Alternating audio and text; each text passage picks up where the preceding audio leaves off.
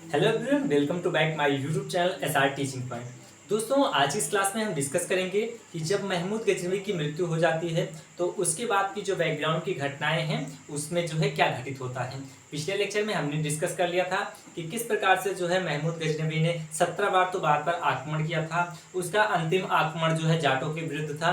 तो ये सारी चीज़ें जो है पिछले लेक्चर में हम कवर कर चुके हैं। अब हम बढ़ते हैं जो है आगे और देखते हैं कि जब महमूद गजनवी की मृत्यु हो जाती है 1030 ईस्वी में, तो उसके बाद आप देखेंगे ये जो सल्जूक साम्राज्य होता है सीरिया, ईरान और मराउनहर के क्षेत्रों में फैला हुआ ये सल्जूक साम्राज्य इनकी मृत्यु के बाद काफ़ी ज़्यादा शक्तिशाली हो जाता है।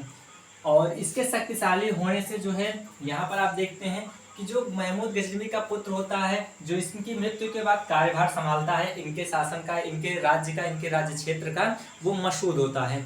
तो मसूद और इस सल्जूक साम्राज्य का आपस में जो है युद्ध छिड़ जाता है। और किसके लिए युद्ध छिड़ता है? खुरासान। ये वही खुरासान है जिसको हम स्टार्टिंग से ही डिस्कस करते हुए आ रहे हैं। ये वही खुरासान है जिसके लिए जो है बार बार युद्ध होता रहेगा।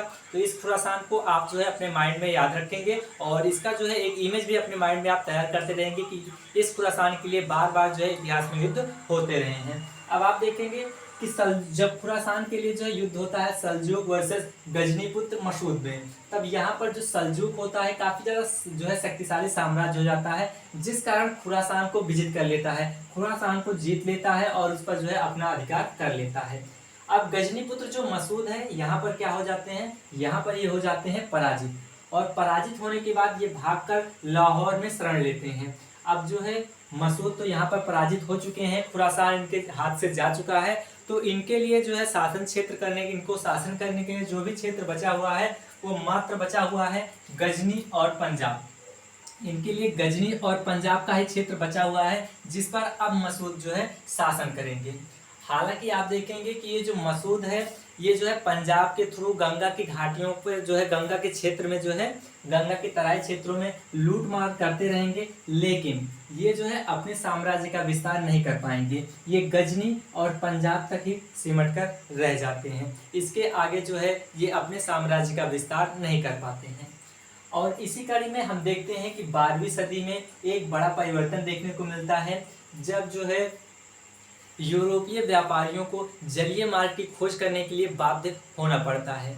अब यूरोपीय व्यापारी जो है जलीय मार्ग से जो है व्यापार करने के लिए, भारत में व्यापार करने के लिए क्यों बाध्य हो जाते हैं? इसका जो मुख्य रीजन होता है वो होता है ऑटोमन साम्राज्य द्वारा जो है स्थलीय मार्ग पर अधिकार कर लेना। स्थलीय मार्ग पर अधिकार कौन कर लेता है? ऑटोमन साम्राज्य। ऑटोमन साम्राज्य के स्थलीय मार्ग पर कब्जा करने से, अधिकार करने से जो यूरोपीय व्यापारी हैं जो भारत के साथ व्यापार कर रहे हैं वो अब बाधित हो चुके हैं कि उन्हें एक नया मार्ग मिले, एक नया रास्ता मिले जिससे जो है वो व्यापार कर पाएं। तब यहाँ पर ये क्या करते हैं? जलीय मार्ग की खोज करते हैं। और इसी कड़ी में आप देखेंगे कि भारत की खोज वास्को डी गामा के द्वारा हो जाती है, वास्को डी गामा के द्वारा की जाती है। वहीं पर अमेरिका की खोज कोलंबस के द्वारा की जाती है। तो भारत की खोज किसके द्वारा की गई है? वास्को डी गामा के। और जो है कोलंबस के द्वारा जो है किसकी खोज की गई है? अमेरिका की। तो यहाँ तक हमने ये देख लिया कि यहाँ पर खुरासान सल्जूक साम्राज्य के जो है अंडर में आ चुका है, मसूद पराजित हो चुका है। अब मसूद के पास गजनी और पंजाब का क्षेत्र ही शेष बचा हुआ है। अब चलिए थोड़ा सा आगे देखते हैं। अब यहाँ देखेंगे आप कि तुर्की जनजातियों के द्वारा जो है ये जो सल्जूक साम्राज्य अभी शक्तिशाली हुआ था और जो है खुरासान जैसे जो है साम्राज्य पर, खुरासान जैसे क्षेत्र पर कब्जा कर चुका था, उस पर अपना जो है साम्राज्य स्थापित कर चुका था। अब तुर्की जनजातियों के द्वारा जो है उखाड़ फेंका जाएगा, यानी कि इसके साम्राज्य को जो है बिल्कुल नस्तो नाबूद कर दिया जाएगा, उखाड़ फेंका जाएगा। और दो नए जो है साम्राज्य का उदय होता है इसके बाद, ख्वारिज्मी साम्राज्य और गौरी साम्राज्य। ये वही गौरी साम्राज्य है जो भारत की ओर आगे चलकर रुख करता है और पृथ्वीराज तृतीय से और जो है मोहम्मद गौरी के बीच जो है तराइन का प्रथम युद्ध होता है और इस प्रकार से जो है आगे कहानियां चलती हैं। तो ये वही गौरी साम्राज्य है, तो इसे हम अभी आगे डिस्कस करेंगे। तो सबसे पहले तो क्या होता है कि जो ख्वारिज्मी साम्राज्य और गौरी साम्राज्य का अब उदय हुआ है, ये जो नए दो साम्राज्य जो है अब अस्तित्व में आए हुए हैं, इनका जो है आपस में संघर्ष होता है। और ये जो संघर्ष होता है वो किसके लिए होता है? इसी प्रमुख क्षेत्र खुरासान के लिए। ये वही खुरासान है जिसका जो है मसूद और सल्जूक साम्राज्य के बीच संघर्ष हुआ था और सल्जूक साम्राज्य ने उसे विजित कर लिया था। ये वही खुरासान है अब जिसके लिए ख्वारिज्मी साम्राज्य और गौरी साम्राज्य आपस में संघर्ष करते हैं। यहाँ पर जो है ख्वारिज्मी साम्राज्य के ख्वारिज्म शाह जो है इसको विजित कर लेते हैं और यहाँ पर जो है पराजय हो जाती है गौरी साम्राज्य की। अब इधर जो है आप देख रहे हैं कि ख्वारिज्मी साम्राज्य और गौरी साम्राज्य का जो है आपस में संघर्ष हो रहा है खुरासान के लिए और यहाँ पर ख्वारिज्म शाह जो है इसे विजित कर लेते हैं। और इसी समकालीन जो है यहाँ भारत में नए राजपूत वर्गों का उदय होता है। तो कौन कौन से नए राजपूत वर्ग का उदय हुआ है हम एक नज़र इस पर भी डाल लेते हैं। भारत में नए राजपूत वर्ग का उदय आप कन्नौज में देखेंगे गढ़वाल जो है राजपूत का उदय हुआ है, गढ़वाल राजपूत हैं। अजमेर में देखेंगे आप चौहान। और ये जो गढ़वाल राजपूत हैं और जो चौहान राजपूत हैं इनका आपस में जो है पहले से इनके दादा परदादा के जमाने से ही जो है हमेशा 36 का आंकड़ा ही रहा है, आपस में हमेशा संघर्ष होता रहता है। इधर आप देखेंगे मालवा में परमार राजपूत, बुंदेलखंड में चंदेल, दिल्ली के तोमर, गुजरात में चालुक्य, जबलपुर में कलचुरी और बंगाल में पाल। ये नए राजपूत वर्गों का उदय हुआ और ये नए राजपूत जो है अब शक्तिशाली हो जाते हैं क्योंकि आपको पता होगा इतिहास में आपने पढ़ा है और आगे भी पढ़ेंगे कि शुरुआत में किसी एक साम्राज्य का जो है पहले जो है ओरिजिन होता है, छोटे से उत्पत्ति होती है, धीरे धीरे जो है उसमें महान शासक आते हैं और वो एक बड़ा साम्राज्य बन जाता है। लेकिन जब वो अपने चरमोत्कर्ष पर पहुंचता है उसके बाद जो है वहां से फिर वो डिक्लाइन की तरफ बढ़ता है, अपने पतन की ओर जो है बढ़ता है। कभी शासक के जो है कमजोर हो जाते हैं या फिर जो है उस प्रकार की जो है उनकी कार्यशैली नहीं रहती है जिस कारण वो साम्राज्य धीरे धीरे जो है पतन की ओर बढ़ने लगता है। तो कुछ ऐसी ही घटना जो है सल्जूक साम्राज्य के साथ भी हुई थी जब ये शक्तिशाली साम्राज्य हुआ और उसके बाद जो है धीरे धीरे ये डिक्लाइन की तरफ गया और तुर्की जनजातियों के द्वारा उखाड़ फेंका गया। अब यहाँ पर आप देखेंगे कि ख्वारिज्म शाह ने तो खुरासान को विजित कर लिया है। अब जो गौरी साम्राज्य है ये पराजित होने के बाद अब रुख करेगा भारत की ओर क्योंकि ये ख्वारिज्म शाह के द्वारा जो है हार चुका है और इसके जो है अंदर अब जो है उतनी ज़्यादा हिम्मत नहीं है कि ये फिर से जो है ख्वारिज्म शाह से जो है युद्ध करके जो है लोहा ले पाए और जो है यूरोप की तरफ बढ़ पाए, यूरोपीय क्षेत्र जहाँ पर जो है ख्वारिज्म शाह हैं और खुरासान जैसे क्षेत्रों पर जो है कब्जा कर पाए। तब ये अब रुख करेगा भारत की ओर। तो गौरी साम्राज्य के द्वारा जो है मध्य एशिया और पश्चिम एशिया की ओर रुख न करके भारत की ओर रुख किया जाता है क्योंकि ऐसा इसलिए किया जाता है क्योंकि ये जो गौरी साम्राज्य है अब ख्वारिज्मियों से जो है लोहा नहीं ले पाता है और वहां पर जो है अपना वर्चस्व नहीं दिखा पाता है। तो इस कारण ये कहा किस ओर रुख करता है, भारत की ओर रुख करता है। अब आप देखेंगे कि 1173 ईस्वी में जो है गजनी के सिंहासन पर जो है आरूढ़ होते हैं मोहम्मद गौरी।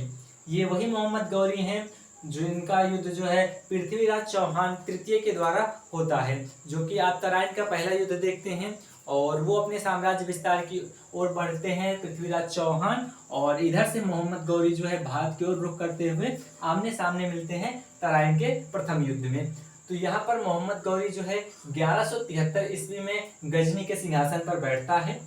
अगर एग्जामिनर को क्वेश्चन तब बनाना रहता है तो ये मोहम्मद गौरी का नाम जो है शहाबुद्दीन देख सकता है या फिर मुइजुद्दीन बिन शाम, ये इनके उपनाम हैं, इन्हें भी आप जो है याद करते हुए चलेंगे। मोहम्मद गौरी का ये दो उपनाम जो है आप याद करते हुए चलेंगे। अब देखेंगे भारत की ओर ये जब रुख करता है तो सबसे पहले जो है अफगानिस्तान के क्षेत्र से जो है यहाँ पर जो है आक्रमण करने का जो है एक तरीका अपनाता है और अफगान की तरफ से जो है आने का प्रयास करता है अफगानिस्तान की तरफ से। 1175 ईस्वी में इनके द्वारा जो है मोहम्मद गौरी के द्वारा जो है आक्रमण किया जाता है मुल्तान पर और मुल्तान को ये क्या कर लेते हैं, विजित कर लेते हैं, मुल्तान पर जो है अपना अधिकार कर लेते हैं, मुल्तान को ये क्या कर लेते हैं, जीत लेते हैं। और इसके बाद मुल्तान को जीतने के बाद अब ये भारत में प्रवेश करने के बारे में सोचेंगे और भारत में प्रवेश करने के लिए ये गुजरात राजस्थान जैसे क्षेत्रों से प्रयास करने का जो है प्रवेश करने का प्रयास करेंगे। और इसी रूप में 1178 ईस्वी में गुजरात में प्रवेश करने का जो है प्रयास करते हैं, परंतु यहाँ पर आपने देखा कि नए राजपूत वर्गों का जो है यहाँ पर जो है उदय हो चुका है, और ये जो नया राजपूत वर्ग है ये पहले की अपेक्षा अधिक शक्तिशाली है। तो यहाँ पर जब ये गुजरात के क्षेत्र से प्रयास करने का जो है प्रवेश करने का प्रयास करते हैं, तो यहाँ पर ये जो है भीम सेकंड के द्वारा चंदेल जो है चंदेल शासक चंदेल राजपूत भीम सेकंड के द्वारा जो है ये पराजित हो जाते हैं। तो यहाँ पर कौन पराजित हो रहा है? 1178 ईस्वी में भीम सेकंड से मोहम्मद गौरी यहाँ पर पराजित हो जाते हैं। तो यहाँ पर तो इनका जो है चांस नहीं लग पाता है प्रवेश करने का, क्योंकि भीम सेकंड के द्वारा ये यहाँ पर पराजित हो जाते हैं। लेकिन जिस समय ये पराजित होते हैं भीम सेकंड से, उस समय भीम सेकंड अल्पायु होते हैं और उनके शासन का कार्यभार जो है उनकी माता श्री नायिका देवी के हाथों में रहता है, और उन्हीं के जो है हाथों में ये कार्यभार रहता है, और उन्हीं के जो है नाम पर ये जो है युद्ध लिखा जाता है कि उन्हीं के जो है शासन में ये जो है विजित हुआ। अब आप देखेंगे कि इधर जो है मोहम्मद गौरी अपने साम्राज्य को विस्तार करने के लिए भारत की ओर रुख कर चुका है, और इधर आप देखेंगे 1182 और 1183 ईस्वी के जो है समय में पृथ्वीराज चौहान वर्सेस चंदेल शासक भीम सेकंड का जो है आपस में युद्ध होता है। यहाँ पर जो है आमने सामने कौन आ रहा है? पृथ्वीराज चौहान तृतीय और चंदेल के शासक जो है भीम सेकंड। ये पृथ्वीराज चौहान जो है अजमेर के शासक रहते हैं, तो अजमेर में जो है चौहान राजपूत पाए जाते थे उस समय, जो कि मैंने जो है स्टार्टिंग में डिस्कस कर लिया है। तो यहाँ पर जब ये आपस में भिड़ते हैं तब यहाँ पर जो भीम सेकंड होते हैं ये जो है जीतते हैं, और पराजय होती है पृथ्वीराज चौहान तृतीय की। इसके बाद फिर 1187 ईस्वी में चालुक्य वर्सेस चौहान का जो है आपस में युद्ध होता है, और इसी कड़ी में आप देखेंगे कि जो मोहम्मद गौरी है यहाँ पर जब इसका जो है दिमाग नहीं लग पाता है, यहाँ से जो है प्रवेश नहीं कर पाता है, तब ये पेशावर, लाहौर, सियालकोट पर जो है आक्रमण करके इसे विजित करते हुए जो है इन क्षेत्रों से जो है राज जो है आता है। और यहाँ पर जो आपके पृथ्वीराज चौहान तृतीय हैं, ये राजस्थान के दक्षिण में ना जाकर राजस्थान के उत्तर में जो है जाकर युद्ध करते हैं, और उत्तर के क्षेत्र में जो है अपने साम्राज्य का विस्तार करने का प्रयास करते हैं। और इसी कड़ी में जो है पृथ्वीराज चौहान तृतीय, जो कि दिल्ली में तोमर बैठे हुए हैं, उनसे जो है लोहा लेते हैं, तोमरों को पराजित करते हैं और दिल्ली तक अपना अधिकार कर लेते हैं। और इधर आप देखेंगे कि जो ये मोहम्मद गौरी हैं, ये पेशावर, लाहौर, सियालकोट इन सभी पर जो है अधिकार करके अब ये आगे बढ़ते हैं जो है आपके पंजाब की तरफ। कहाँ पर आगे बढ़ेंगे? अब ये चाहते हैं पंजाब पर अपना अधिकार करना, और पंजाब पर अधिकार करने के लिए जो है मोहम्मद गौरी आगे बढ़ते हैं, और इधर से पृथ्वीराज चौहान भी दिल्ली तक अपना जो है अधिकार कर चुके हैं, अपने साम्राज्य का विस्तार कर चुके हैं। अब इनका भी जो अगला लक्ष्य होता है वो होता है पंजाब। तो ये दोनों जो है पंजाब को अपना आधार बनाकर जो है अपने साम्राज्य को विस्तारित करने के लिए जो है आपस में पंजाब के क्षेत्र के लिए जो है संघर्ष करेंगे, और ये संघर्ष जो है इनका होता है तराइन के प्रथम युद्ध में। तो ये जो चीजें हैं इसको जो है हम आने वाले लेक्चर में डिस्कस करेंगे, अगले लेक्चर में डिस्कस कर लेंगे। तो आज के इस लेक्चर में बस यहीं तक, मिलते हैं फिर अगले वीडियो में। तब तक के लिए जय हिंद, जय भारत।